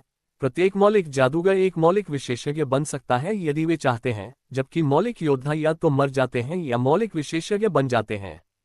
इन क्रूर शब्दों को सुनकर सभी का मूड खराब हो गया, लेकिन अक्षय परेशान नहीं हुआ। जब तक मौका है मैं इसे समझ लूंगा, अक्षय ने सोचा। ठीक है सब लोग, दूसरा राउंड 5 घंटे में शुरू होगा। आप सभी उन कॉटेज में आराम कर सकते हैं। दीनानाथ ने बाईं ओर एक क्षेत्र की ओर इशारा करते हुए कहा, 5 घंटे के बाद हम दूसरे राउंड के लिए महल में प्रवेश करेंगे। फिर सभी आराम करने के लिए कॉटेज की ओर चल पड़े, क्योंकि पहाड़ की चोटी पर चढ़ने के इतने गहन संघर्ष के बाद हर कोई अपनी शक्ति खर्च कर चुका था, अब वह आराम करना चाहता था। जब वे अपने कॉटेज के अंदर आराम कर रहे थे, तब दीनानाथ की आवाज तेज होने के कारण सभी को जगा दिया और 5 घंटे बीतने में ज्यादा समय भी नहीं लगा। आवाज सुनकर कुछ ही देर में सभी बाहर आ गए। ये देखकर कि हर कोई तैयार था, दीनानाथ ने सभी प्रतिभागियों को दूसरे दौर के लिए महल में ले आया। दूसरा दौर भी बहुत सरल है, आप सभी को 5 मिनट के लिए 2 क्षेत्रों में रहना होगा।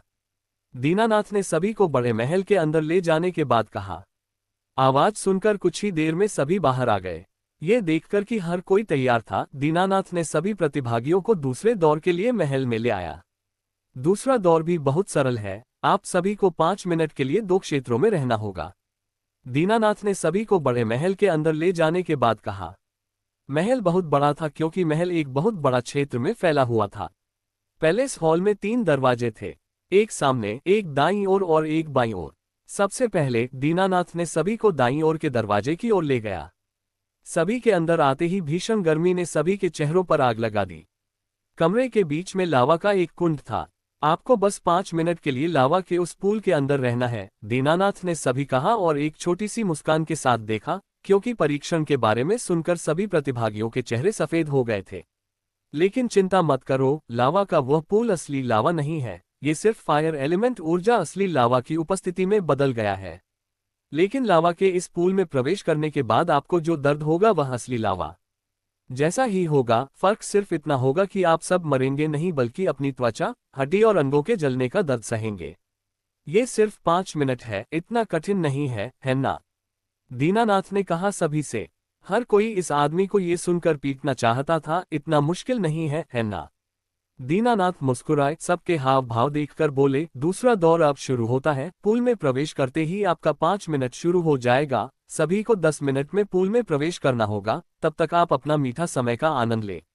कोई हिलता डुलता नहीं, क्योंकि वे पहले किसी और को जाते देखना चाहते थे।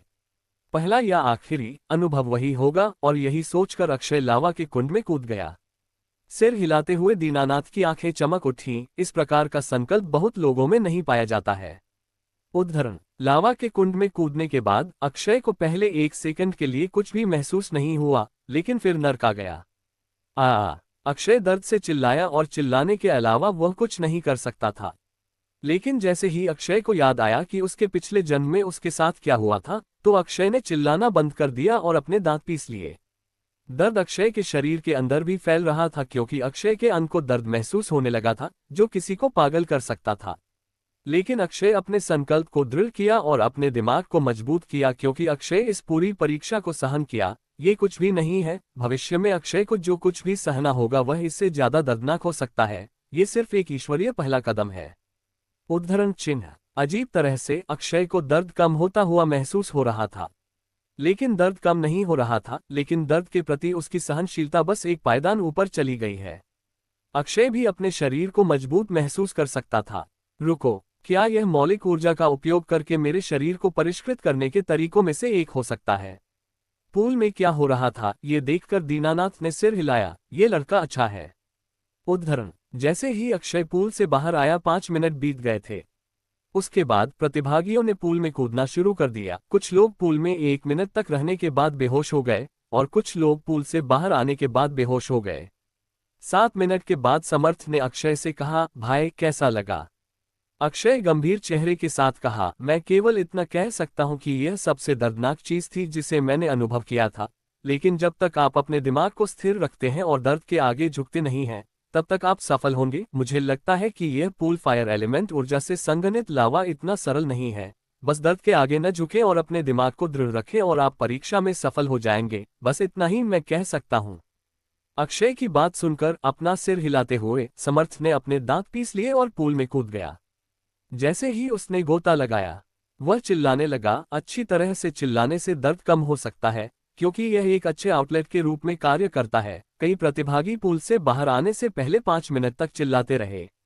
चीखते चिल्लाते समर्थ ने भी वही तरीका अपनाया। समर्थ ने 3 मिनट के बाद चिल्लाना बंद कर दिया, क्योंकि समर्थ धीरे धीरे अपना होश खो रहा था और अक्षय ऐसा नहीं होने देना चाहता था। समर्थ, हम एक साथ प्रशिक्षण के लिए जा रहे हैं। अगर आप हार गए तो मैं स्वीकार नहीं करूंगा, इसलिए बेहतर होगा कि आप इस दौर को पार करें। अक्षय ने चिल्लाते हुए कहा समर्थ से, मन को स्थिर रखना और दर्द के आगे नहीं झुकना होगा। मैं अक्षय के साथ आया हूं और मैं अकेला नहीं लौटूंगा, निश्चित रूप से नहीं। समर्थ ने मन ही मन सोचा। समर्थ ने बेहोश होने से अपने आप को रोका और अपने दांत पीस लिए, क्योंकि ऐसा लग रहा था कि उसे इस परीक्षण में दर्द सहने के अलावा कोई रास्ता नहीं था उसके पास। 5 मिनट बीत गए जब समर्थ रोने से भी बदतर मुस्कान के साथ बाहर आया। अक्षय ने आगे बढ़कर उसकी पीठ पर अपने हाथ धीरे से थपथपाया और कहा, तुम वहां जाओ। और यह वास्तव में कठिन नहीं था। अक्षय की बात सुनकर दीनानाथ ने हंस पड़े। हाँ, ये वास्तव में इतना कठिन नहीं है। आपको बस पर्याप्त संकल्प और दर्द को सहन करने की आवश्यकता है। आखिरकार मौलिक योद्धा के मार्ग पर चलना कोई बच्चों का खेल नहीं है। यदि आप इसे सहन भी नहीं कर सकते हैं तो आपको 100% भविष्य में प्रशिक्षण के दौरान मौत का सामना करना पड़ सकता है। दीनानाथ ने कहा। उन शब्दों को सुनकर हर कोई सिर हिलाया। 50 लोगों में से सिर्फ 23 ही इस दौर से गुजरे, आधे से ज्यादा ऐसे ही बाहर हो गए। सभी को तैयार देखकर दीनानाथ ने कहा, अब चलो तीसरे क्षेत्र की ओर चलते हैं। प्रतिभागियों में से एक ने हाथ उठाया और बोला, क्या हमें इस बार आराम करने के लिए कुछ समय नहीं दिया जाएगा? उन शब्दों को सुनकर हर कोई सिर हिलाया। 50 लोगों में से सिर्फ 23 ही इस दौर से गुजरे, आधे से ज्यादा ऐसे ही बाहर हो गए। सभी को तैयार देखकर दीनानाथ ने कहा, अब चलो तीसरे क्षेत्र की ओर चलते हैं। प्रतिभागियों में से एक ने हाथ उठाया और बोला, क्या हमें इस बार आराम करने के लिए कुछ समय नहीं दिया जाएगा? नहीं, दूसरा जोन तीसरे दौर का हिस्सा है, आराम नहीं। ये कहते हुए वह सभी को महल के हॉल के बाईं ओर के दरवाजे पर ले गया। दूसरे दरवाजे में प्रवेश करते ही सभी चौंक गए और सचमुच चौंक गए थे। कमरे पूरे बिजली से भरी हुई थी और कभी कभी बिजली से चिंगारी भी निकल रही थी। जगह से बिजली की चिंगारी कभी कभी सभी के पास आ जाती थी, जिससे सभी को हल्का झटका लगता है। ये जगह बिजली की मौलिक ऊर्जाओं से भरी हुई है। जैसा कि आप देख सकते हैं कि मंच के बीच में बहुत अधिक भयंकर लाइटनिंग है और जब आप वहां खड़े होंगे तो यह और भी भयंकर हो जाएगा। इस प्रशिक्षण को पार करने के लिए आप सभी को उस पर खड़ा होना होगा। 5 मिनट के लिए मंच में पिछले दौर की तरह ही सरल है। दीनानाथ ने सभी कहा। सबका एक ही विचार था, वह आदमी पागल गया है इसीलिए कह रहा है कि पहले की तरह आसान है। उद्धरण, ठीक है, फायर जोन की तरह आप सभी को 5 मिनट उस प्लेटफॉर्म पर खड़े होकर रुकना है। समय शुरू होता है अभी। जैसे ही दीनानाथ ने बोलना समाप्त किया, अक्षय ने कमरे के बीचों बीच बने मंच की ओर लपका। जैसे ही अक्षय मंच पर कदम रखा, अक्षय की सिर पर बादल छाने लगे और 1 सेकंड के बाद लाइटनिंग ने अक्षय को चाबुक की तरह मारना शुरू कर दिया। एक पल का भी ब्रेक न लेने के कारण लाइटनिंग चाबुक ने अक्षय को लगातार मारा। कुछ समय के बाद अक्षय अपने शरीर को हिलाने की भी क्षमता नहीं थी, क्योंकि पिछले दौर में जितना अक्षय महसूस किया उससे भी अधिक तीव्र दर्द ने अक्षय पर हमला किया। ये और भी भयानक लगा क्योंकि अक्षय अपने शरीर को हिलाने में भी असमर्थ था। सुन्नता और तीव्र दर्द ने अक्षय की शरीर को अंदर बाहर से झकझोर कर रख दिया था। अगर इसे किसी प्रकार की शक्तियों द्वारा नियंत्रित नहीं किया जाता, जैसे कि यह वास्तविक लाइटनिंग थी, तो अक्षय पहले ही यश में बदल चुका होता। लेकिन जब तक अक्षय संकल्प से अटल रहा, तब तक अक्षय का धीरज भी बढ़ता रहा, जिससे अक्षय इस नारकीय स्थिति से उबर सकेगा जहां आप लगातार सुई चुभने वाले दर्द को झेलते हुए अपने शरीर को नियंत्रित नहीं कर सकते। इसका मतलब है कि आप इस प्रतियोगिता से बाहर हो जाएंगे। 5 मिनट के बाद बादल छटते ही लाइटनिंग की हमले बंद हो गई। फिर भी अक्षय को लगा जैसे वह 5 मिनट नहीं बल्कि 5 दिन अंदर रहा। अक्षय ऐसा महसूस हुआ, अक्षय ने अपने शरीर के अंदर तीव्र दर्द महसूस करते हुए उसे ऐसा लगा कि उसका शरीर लकवा मार गया हो। इस लाइटनिंग के बोल्ट ने शरीर के अंदर और अधिक दर्द को बाहर कर दिया, जबकि बाहरी शरीर को लकवा मार गया। ये लावा पूल में रहने से 100% खराब अनुभव था। भले ही लाइटनिंग ने अक्षय को मारना बंद कर दिया, लेकिन अक्षय की शरीर के लकवाग्रस्त होने के कारण अक्षय थोड़ा हिल भी नहीं सका। इस समय दीनानाथ ने अपना हाथ अक्षय की ओर लहराया और कुछ जादुई हुआ। अक्षय को ऐसा लगा जैसे उसके पूरे शरीर पर एक सेकंड के लिए अनगिनत चींटी रेंगने लगे हो। फिर सब कुछ गायब हो गया, सुन्नपन गायब हो गया, लकवा गायब हो गया और यहाँ तक कि उसके शरीर के अंदर जो तीव्र दर्द महसूस हो रहा था वह भी गायब हो गया। अक्षय वापस उस ओर भागा जहां हर कोई खड़ा था। जैसा कि दीनानाथ ने कहा, जब तक आप इस परीक्षा को पास कर सकते हैं, तब तक मैं सभी के शरीर को तीव्र दर्द से छुटकारा दिलाऊंगा। यदि आप असफल होते हैं तो आपको ले जाया जाएगा और सामान्य तरीके से आपकी देखभाल की जाएगी। आपके शरीर से दर्द से छुटकारा पाने में कुछ दिन लगेंगे। जल्द ही प्रतिभागियों ने एक एक करके लाइटनिंग प्लेटफॉर्म में प्रवेश करना शुरू कर दिया। अक्षय के बाद उस वक्त 2 लोग गए जहां दोनों फेल हुए। वे क्रमशः 3 और 4 मिनट तक चले। इस टेस्ट में कोई चीख भी नहीं सकते क्योंकि उसका पूरा शरीर लकवाग्रस्त हो जाता था। प्रतिभागियों के पास केवल 5 मिनट बचे थे, इसलिए समर्थ सहित शेष 17 प्रतिभागी मंच पर पहुंचे। ये निश्चित रूप से 100 से अधिक लोगों को पकड़ने के लिए काफी बड़ा था, इसलिए उनके सिर पर उनके संबंधित बिजली के बादलों से गोलीबारी की कोई चिंता नहीं थी। 3 मिनट बीत गए और 11 प्रतिभागी बेहोश हो गए और दीनानाथ के द्वारा टेलीकिनेसिस के माध्यम से ले जाया गया। समर्थ समेत 7 प्रतिभागी प्लेटफॉर्म पर रह गए थे। समर्थ को ऐसा लग रहा था कि वह जल्द ही कभी भी बेहोश हो जाएगा, लेकिन इस बार अक्षय कुछ नहीं कहा। इसका कारण ये था कि उसकी आंखों में देखकर अक्षय को लग रहा था कि वह पहले से ही अपनी सीमा से परे है, लेकिन वह अभी भी इस नर्क के माध्यम से इस परीक्षा को पास करने के लिए जोर दे रहा था और सहन कर रहा था। समय बीतता गया। 30 सेकंड के बाद शेष प्रतिभागियों में से एक बेहोश हो गया, जो उसे दीनानाथ द्वारा ले जाया गया। क्या यह मेरी कल्पना है या कुछ और? प्रतिभागियों को देख रहे दीनानाथ ने अचानक सोचा। दीनानाथ ने संदेह को दूर करने के लिए वह मंच के ऊपर से उड़ गया और जैसे ही उसने प्रतिभागियों में से एक को नीचे देखा, उसका शरीर कांपने लगा। बिल्कुल नहीं। क्या मैं सपना देख रहा हूं? नहीं, निश्चित रूप से नहीं। ऐसा लगता है कि हमें कोई छिपा हुआ खजाना मिल गया है। दीनानाथ के चेहरे बेहद उत्साह और खुशी से भरी थी। बिल्कुल नहीं। क्या मैं सपना देख रहा हूं? नहीं, निश्चित रूप से नहीं। ऐसा लगता है कि हमें कोई छिपा हुआ खजाना मिल गया है। दीनानाथ के चेहरे बेहद उत्साह और खुशी से भरी थी। इस समय अक्षय ने भी मंच पर कुछ देखा। समर्थ की आंखों का रंग बदलने लगा। हर गुजरते सेकंड के साथ उसे चांदी की रंगत मिलती रही। कुछ ही सेकंड के बाद उसकी आंखें चांदी की तरह हो गईं क्योंकि लाइटिंग बोल्ट अब समर्थ को नहीं मार सकते थे।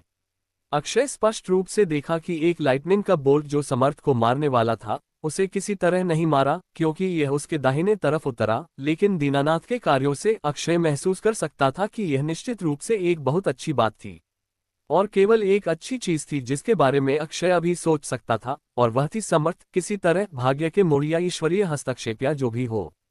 समर्थ किसी तरह आत्मीयता जागा सका। इसका मतलब है कि उसने किसी तरह का एक तत्व के साथ आत्मीयता प्राप्त की। हालांकि उसकी आंखों में चांदी के रंग से अक्षय को नहीं पता कि वह तत्व क्या है। उसके बाद जो अंतिम प्रतिभागी फेल हो गया, समर्थ सहित शेष 5 प्रतिभागियों ने लाइटनिंग का स्वाद चखा, लेकिन उतरते ही समर्थ की आंख अचानक बंद हो गई। इस दृश्य को देखकर दीनानाथ ने समर्थ को छोड़कर सभी को मंच से दूर भेज दिया क्योंकि वह समर्थ को गौर से देख रहा था। समर्थ ने आंखें खोलने से पहले 10 मिनट तक आंखें बंद रखीं, लेकिन इस बार उनकी आंखों में चांदी का रंग नहीं था। दीनानाथ समर्थ के पास चले गए और मुस्कुराते हुए बोले, बधाई हो बालक, तुमने अभी अभी जैकपॉट मारा है। समर्थ को पता नहीं था कि क्या हुआ। क्या हुआ? मैंने जैकपॉट कैसे मारा? ऐसा लगता है कि समर्थ को अपने ही कर्तव्य के बारे में पता नहीं था और पिछले 15 मिनट में क्या हुआ था। श्रीमान दीनानाथ, क्या आप जानते हैं कि समर्थ किस तत्व को जगाया है?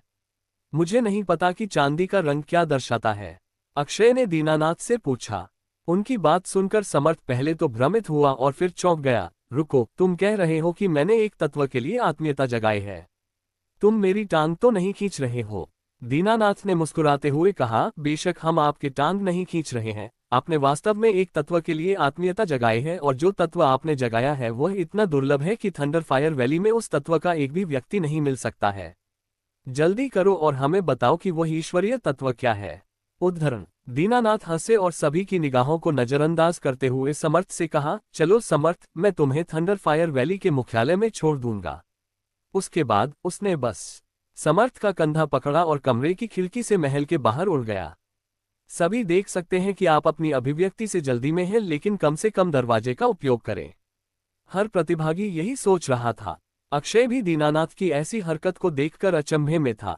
उसने हमें ये भी नहीं बताया कि चांदी के रंग का एलिमेंट क्या था। लानत है, लेकिन इसके अलावा मैं वास्तव में समर्थ के लिए खुश हूँ। हो सकता है कि मैं उस तरह के एलिमेंट को भी जगा सकूं अगर मैं लावा पूल और थंडर प्लेटफॉर्म जैसे कुछ और नरक से गुजरता हूँ।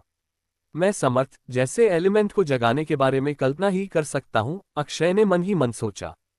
प्रतिभागियों में से एक ने पूछा, क्या किसी को पता है कि चांदी का रंग क्या दर्शाता है? अक्षय चांदी के रंग वाले तत्व के बारे में कभी नहीं सुना था। अक्षय भी टावर में मायरॉन के रिकॉर्ड पढ़े थे, लेकिन सिल्वर कलर एलिमेंट का कोई जिक्र नहीं था। लेकिन अक्षय जानता था कि उस दीनानाथ को जरूर इसके बारे में पता होगा और वह निश्चित रूप से उस एलिमेंट के बारे में जानता है। प्रतिभागियों ने एक दूसरे के साथ बात करना शुरू कर दिया, जबकि अक्षय वहीं खड़ा था। शायद उन्होंने अक्षय से पूछने की जहमत नहीं उठाई क्योंकि अक्षय उनसे छोटा था। टीएस जो भी हो। इसमें से 10 मिनट बीत गए जब सभी अपने पीछे किसी के कदमों की आहट सुनी, जहां कमरे का दरवाजा था। सभी ने पीछे मुड़कर उस व्यक्ति को देखकर सोचा, तो आप इस बार दरवाजे से वापस आए। ठीक है, आप 5 ने तीसरा दौर का पहला हिस्सा पास कर लिया है और अब आधिकारिक तौर पर थंडर फायर वैली के शिष्य हैं। लेकिन हमें अभी भी आपका आकलन करने के लिए तीसरे दौर का दूसरा हिस्सा को संचालन करने की आवश्यकता है, जो तब तय करेगा कि आपको काम पर कहां भेजा जाएगा और आपके पास कितने संसाधन होंगे। दीनानाथ ने कहा। सभी को सिर हिलाते हुए देखकर दीनानाथ सभी को कमरे से बाहर ले गया और उस दरवाजे में प्रवेश किया जो पैलेस हॉल के उत्तर में था, जिसे सभी ने महल में प्रवेश करने के ठीक बाद देखा था। अक्षय समर्थ के बारे में कुछ पूछना चाहता था, लेकिन अक्षय अपने धैर्य को काबू में रखा और पूछने से पहले तीसरा दौर का दूसरा राउंड खत्म करने का फैसला किया। जल्द ही सभी तीसरे दरवाजे में प्रवेश कर गए, लेकिन इस बार इसमें कुछ खास नहीं था। ये कमरा महल से बाहर ले गया क्योंकि वहां एक झरना, एक तालाब और हरियाली थी। सभी के प्रवेश करने के बाद दीनानाथ ने कहा, ये दौर पिछले वाले से भी अधिक सरल है। आपको बस अपनी आंखें बंद करके उस तालाब के अंदर बैठना है। कोई समय सीमा नहीं है। जब आप अंदर नहीं रह सकते हैं तो आप बाहर आ सकते हैं। बस आप जितनी देर तालाब में रहेंगे आपको उतने ही अधिक पुरस्कार मिलेंगे, काम करने का बेहतर स्थान और बेहतर संसाधन। विवरण सुनकर सभी लोग तालाब के पास पहुंचे और उसमें बैठ गए, और बैठने के बाद भी तालाब का जलस्तर सभी के गले तक ही पहुंचा। सभी को तालाब के अंदर बैठे देखकर दीनानाथ ने कहा, एक बार फिर, यदि आप और अधिक नहीं रह सकते हैं तो आप बाहर आ सकते हैं। इस तालाब में आपकी मौत भी हो सकती है, लेकिन जब आप मौत के करीब पहुंचते हैं तो मैं आपको बाहर खींच लूंगा। सभी को तालाब के अंदर बैठे देखकर दीनानाथ ने कहा, एक बार फिर, यदि आप और अधिक नहीं रह सकते हैं तो आप बाहर आ सकते हैं। इस तालाब में आपकी मौत भी हो सकती है, लेकिन जब आप मौत के करीब पहुंचते हैं तो मैं आपको बाहर खींच लूंगा। दीनानाथ की अंतिम बात सुनकर प्रतिभागियों के चेहरे पर पसीना आने लगा, जैसा उन्होंने सोचा, मृत्यु के करीब। आपका कहना है कि हम इस सामान्य दिखने वाले तालाब में मर भी सकते हैं? उद्धरण। अक्षय भी उस बात को सुनकर हैरान था और मन ही मन कहा, पिछले दौर में जिसमें एक खतरनाक दिखने वाला लावा पूल और लाइटनिंग प्लेटफॉर्म, दीनानाथ ने स्पष्ट रूप से कहा था कि उनमें मरने का कोई खतरा नहीं है, लेकिन उसे सामान्य दिखने वाले तालाब में मर भी सकते हैं। फिर अक्षय ने अपनी आंखें बंद कर लीं। कुछ मिनटों के बाद अक्षय बेतरतीब चीजों के बारे में सोच रहा था जब अक्षय को एहसास हुआ कि पानी ठंडा हो रहा है, लेकिन इससे कोई फर्क नहीं पड़ रहा था। और दूसरी तरफ थंडर फायर वैली हेडक्वार्टर में समर्थ एक बहुत ही भव्य हॉल में अकेला बैठा था, जिसमें हॉल के इंटीरियर में लाल, नीले और सुनहरे रंग के डिजाइनों के मिश्रण के साथ खुदा हुआ पैटर्न था। उसे देखने वाला हर कोई कह सकता था कि वह घबराहट और उत्तेजना का एक बंडल था। अचानक हवाएं चलने लगीं और 60 के दशक में एक आदमी दिखाई दिया, जिसने एक सुनहरा वस्त्र पहना था जो लाल और नीले रंग था। उसके चेहरे पर एक फीकी मुस्कान थी, क्योंकि उसके असर से उसकी वृद्ध उपस्थिति के बावजूद तेज था। वह समर्थ के सामने आया और बोला, छोटा लड़का, घबराओ मत, तुम्हारा जीवन बदलने जा रहा है क्योंकि भाग्य ने तुम्हारा साथ दिया है। किसी को सामने देखकर समर्थ चौंक गया और डर भी गया, क्योंकि इस व्यक्ति की आभा बहुत शक्तिशाली थी। वह आदमी मुस्कुराया और बोला, घबराओ मत छोटा लड़का, मेरा नाम अनूप है और मैं तुम्हारा मालिक बनने जा रहा हूँ। मुझे यकीन है कि तुम्हारे कई सवाल हैं, लेकिन पहले मुझे सुन लो। पहली बात आपके नए जीवन के बारे में है। आप थंडर फायर वैली के पवित्र पुत्र बनने जा रहे हैं और भविष्य में वैली मास्टर के रूप में मेरा पद भी प्राप्त करेंगे। समर्थ स्तब्ध था। ऐसा लगता है जैसे उसकी ठुड्डी जमीन से टकराते ही उसके सिर में बम फट गया हो। वैली मास्टर अनुक ने कहना जारी रखा, दूसरी बात यह है कि जिस तत्व को आपने जगाया वह कोई और नहीं बल्कि अत्यंत दुर्लभ अंतरिक्ष तत्व है। कम से कम मेरे जीवन के वर्षों के अनुभव में मैंने इस तत्व के साथ एक व्यक्ति को कभी नहीं देखा है, लेकिन हमारे पास रिकॉर्ड है कि अंतरिक्ष तत्व को बाहर रखा गया है। एक व्यक्ति की आंखों में फीकी चांदी की रोशनी देखा था जब मैं स्काई लाक मंडप के मंडप मास्टर से यह एक और एकमात्र अंतरिक्ष मौलिक मछली उधार लेने गया था। यहां तक बोलते हुए वैली मास्टर ने समर्थ का कंधा पकड़ लिया, क्योंकि वे दोनों बड़े महल से बाहर निकले और एक तालाब की ओर दिखाई दिए। उसने अपना हाथ लहराया और एक चांदी के रंग की मछली दिखाई दी, जिसे उसने तालाब में फेंक दिया। अब जाओ, तालाब के अंदर खड़े हो जाओ, वैली मास्टर ने समर्थ से कहा। तालाब की ओर चलते हुए समर्थ ने सिर हिलाया। जैसे ही उसने तालाब में पैर रखा, चांदी की मछली दौड़ती हुई उसकी ओर आए और चमकने लगी। ये रुकने से पहले 30 सेकंड तक चमकता रहा। परिणाम देखकर वैली मास्टर उत्साहित हो गए। ये लगभग उच्च ग्रेड तक पहुंच गया है, वैली मास्टर ने बुदबुदाया और मन ही मन हंसा, हा हा हा। समर्थ तब बाहर आया जब वैली मास्टर ने मछली को पुनः प्राप्त किया। वैली मास्टर, क्या किसी एलिमेंट के एफिनिटी ग्रेड को बढ़ाना संभव है? समर्थ ने पूछा। वैली मास्टर के चेहरे पर यह मुस्कुराहट थी और उन्होंने सिर हिलाया। एलिमेंट के आत्मीयता ग्रेड को बढ़ाना वास्तव में संभव है। मैं देखता हूं। वैसे वैली मास्टर, समर्थ की हिचकिचाहट देखकर वैली मास्टर ने कहा, तुम क्या चाहते हो? आप अपनी इच्छाएं बता सकते हैं। आखिरकार हम कल समारोह के बाद एक आधिकारिक रूप से गुरु और शिष्य होंगे। उद्धरण चिन्ह। यहाँ मेरा एक दोस्त है जो मेरे भाई की तरह है। उसके पास एक मौलिक आत्मीयता नहीं है, लेकिन मैंने सुना है कि एक एफिनिटी गोली एक व्यक्ति के अंदर एक आत्मीयता को जगा सकती है। फिर समर्थ चुप हो गया। तो आप अपने दोस्त के लिए एफिनिटी पिल मांगना चाहते हैं? समर्थ को अपना सिर हिलाते हुए वैली मास्टर ने आह भरी। ऐसा नहीं है कि मैं आपको एफिनिटी पिल नहीं देना चाहता, लेकिन हम इसे अब और नहीं बना सकते हैं। थंडर एंड फायर के स्रोत पिछले वैली मास्टर के बाद से बहुत कमजोर हो गए हैं। 300 साल पहले बहुत सारी गोलियां बनाने के लिए उनका इस्तेमाल किया, इस प्रकार स्रोत कमजोर हो गया और अब हमें एफिनिटी गोलियों का एक और बैच बनाने से पहले 200 साल और इंतजार करने की जरूरत है। मैं देखता हूँ। समर्थ उदास था क्योंकि वह अक्षय की बहुत मदद करना चाहता था। उनकी अभिव्यक्ति को देखकर वैली मास्टर बोले, मुझे पता है कि वह तुम्हारा सबसे अच्छा दोस्त है, लेकिन आप और वह अब अलग अलग दुनिया के लोग हैं। सामान्य मौलिक योद्धाओं का केवल 100-150 साल का जीवन काल होता है, जबकि मौलिक जादूगर लंबे समय तक जीवित रह सकते हैं, क्योंकि निश्चित रूप से सभी मौलिक योद्धा अपने मानसिक दायरे को नहीं खोल सकते हैं, इसलिए वे केवल 100 वर्षों तक ही जीवित रह सकते हैं। इस सच्चाई को सुनकर समर्थ और भी दुखी हुआ और बड़बड़ाया, वह मुझसे ज्यादा मेहनत करता है और वह मुझसे ज्यादा एक मौलिक आत्मीयता पाने का हकदार है। वैली मास्टर ने सिर हिलाया। ऐसी किस्मत है समर्थ, इसे स्वीकार तो करना ही होगा। और दूसरी तरफ इस दौरान तालाब के अंदर बैठे प्रतिभागियों के साथ तालाब पूरी तरह से जम गया था। दीनानाथ तालाब के पास खड़े हो गए और प्रतिभागियों को देखा। अचानक उन्होंने अपने हाथों को लहराया और एक प्रतिभागी को तालाब से बाहर निकाला। बाहर आने के बाद प्रतिभागी जमी नहीं थी और जल्द ही उसे होश आ गया। यह क्या हुआ? दीनानाथ तालाब के पास खड़े हो गए और प्रतिभागियों को देखा। अचानक उन्होंने अपने हाथों को लहराया और एक प्रतिभागी को तालाब से बाहर निकाला। बाहर आने के बाद प्रतिभागी जमी नहीं थी और जल्द ही उसे होश आ गया। यह क्या हुआ? दीनानाथ ने उसकी ओर देखा और कहा, तुम्हारा दिल धड़कना बंद करने वाला था, इसलिए मैंने तुम्हें बाहर निकाला, बस इतना ही। प्रतिभागियों ने कुछ बोलने के लिए अपना मुंह खोला, लेकिन कुछ सेकंड के बाद उसे बंद कर दिया और कुछ नहीं कहा, लेकिन अन्य जमे हुए प्रतिभागियों की ओर अपना ध्यान केंद्रित किया। दीनानाथ द्वारा 2 और प्रतिभागियों को बाहर निकालने से पहले 1 और मिनट बीत गया। अब केवल अक्षय और एक अन्य प्रतिभागी तालाब के अंदर रह गए थे। 30 सेकंड के बाद उसने दूसरे प्रतिभागी को बाहर निकाला। अब तालाब में केवल अक्षय बचा था। दीनानाथ ने अक्षय के पिछले दौर के प्रदर्शन के बारे में सोचा। जैसा उसने सोचा था, इस लड़के को भयानक इच्छा शक्ति मिली है। वह निश्चित रूप से एक मौलिक जादूगर बन जाएगा यदि वह 1 या 2 दशक के बाद अपनी लड़ाई की भावना नहीं खोता है। उद्धरण: अक्षय की सोच वर्तमान में चरम पर थी। वह अब कुछ भी नहीं सोच सकता था और अभी उसकी एक ही इच्छा थी और वह थी सोना। लेकिन वह जानता है कि अगर वह सो जाता है तो ये खत्म हो जाएगा और इसलिए वह तब भी नहीं सोने की कोशिश करता रहा जब उसके दिमाग की शक्ति लगभग शून्य होने लगी थी। बाहर दीनानाथ के चेहरे पर एक अजीब भाव था। जैसा उसने सोचा, तुम किस तरह के इंसान हो? जल्दी करो ताकि मैं तुम्हें बाहर निकाल सकूं। उद्धरण: 5 मिनट के बाद प्रतिभागियों में से एक ने अपना हाथ उठाया और दीनानाथ को अपनी ओर देखते हुए बोला, वह मरा नहीं है। वह जमे हुए अक्षय की ओर इशारा करते हुए बोला। दीनानाथ ने उपहास किया और कहा, तुम्हारे और उसकी तरह एक साथ कचरा मत डालो। मुझे लगता है कि इस बच्चे के भीतर एक राक्षस छिपा हुआ है।